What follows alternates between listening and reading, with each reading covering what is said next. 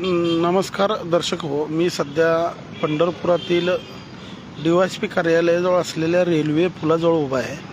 हा पूल जुना कराड नाक्याकडे जाणारा रस्ता आहे. हा 20 दिवसापर्यंत बंद करण्यात आलेला आहे. हा तसं म्हणायला गेलं तर पंढरपुरातील मुख्य रस्ता असून जुना कराड नाक्यापासून पुढं जाणारा, तसेच तहसील कार्यालय असेल, पंचायत समिती कार्यालय असेल, तालुका पोलीस ठाणे असेल, तसेच कवटेकर प्रशाला असेल, अनेक महाविद्यालये पण इकडं आहेत.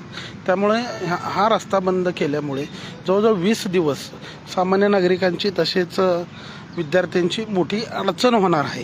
याला पर्यायी रस्ता दिला आहे, मात्र तिथूनही गेल्या 3 वर्षापासून सरगम चौकापासून पुढं जाणारा रस्त्याचं बांधकाम, सिमेंट काँक्रीटच्या रस्त्याचं बांधकाम चालू असल्यामुळे त्या ठिकाणीही मोठी वाहतुकीची कोंडी निर्माण होणार आहे.